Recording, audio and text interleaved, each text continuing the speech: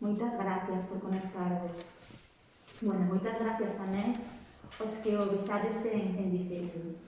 Ao final son minutiños que nos regalades, así que estamos moi agradecidas. Pois bueno, vamos a empezar xa, así que cando queirades. Pois comezamos.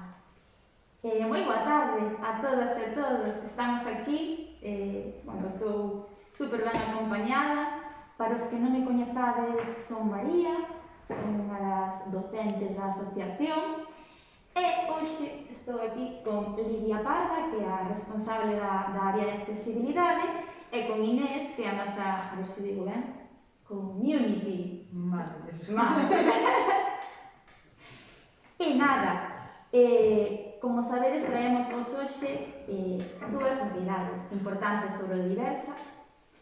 Unha é referente ao Banco de Recursos e a outra é referente a unha nova formación que vai a impartir Lidia, que agora verán.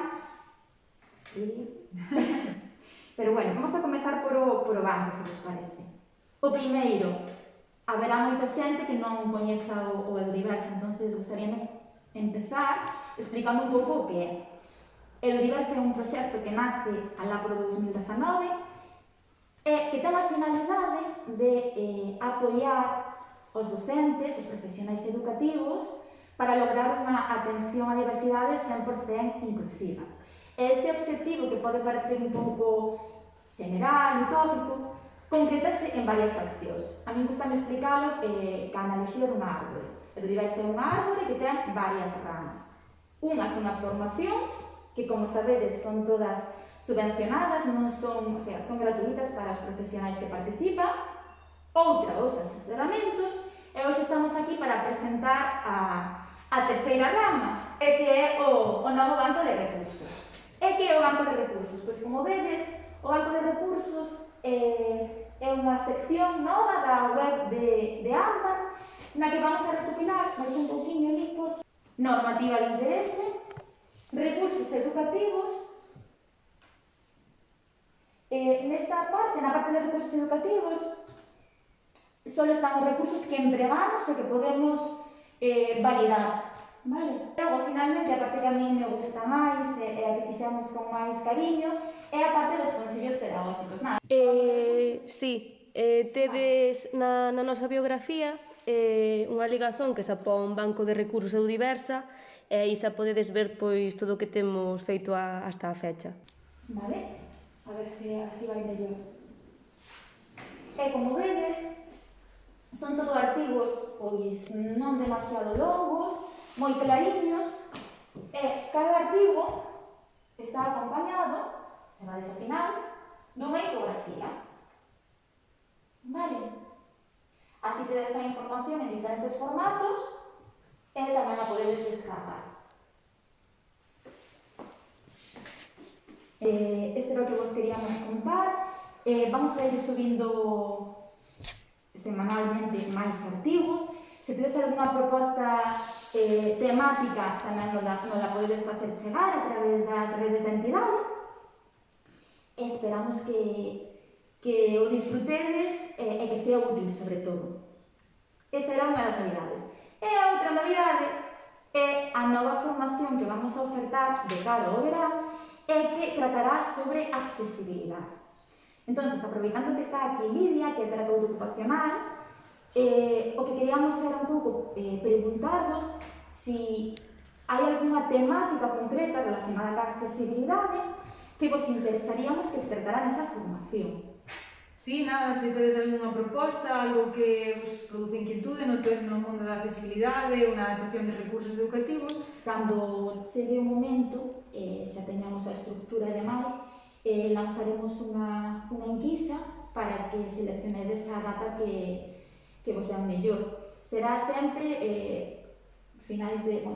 principios de julio, unha vez pasen as oposicións, para que se poda apuntar todo o mundo. E nada, esperamos que igual que ocorreu co resto de formacións, esta tamén sexa solicitada e, sobre todo, disfrutada, non? Que sea útil.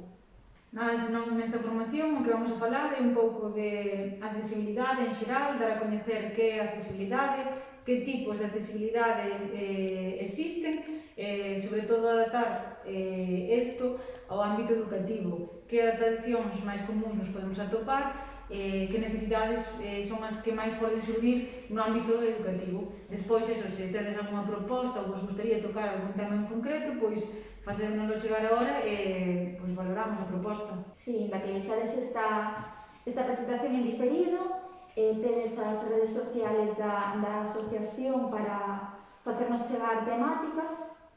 E nada, recordarvos que seguimos en marcha os asesoramentos personalizados, que sería xa algo máis individualizado, non xenérico, senón un caso concreto dun alumno ou unha alumna que ten unha dificultad, non? E por último, así, de postre, Sí. contarvos, ademais, que esta semana Lidia iniciou un novo proxecto para o cal se adquiriu unha impresora 3D.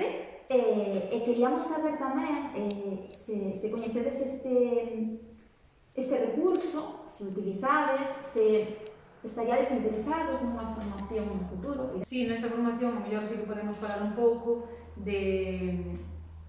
Ainda que o proxecto este está empezando, sí que xa temos ideas e xa temos un coñecemento de adaptacións que se poden utilizar, que se poden crear a través da impresión 3D. Entón, nesta formación de accesibilidade sí que podemos xa engadir algunha pequena pincelada de como se pode utilizar a impresión 3D no mundo da accesibilidade, ainda que despois, se é moi interese, sí que se pode facer xa algunha específica de impresión 3D. Vale, Ali está nos preguntando si podedes explicar en que consisten os asesoramentos de Edudiversa.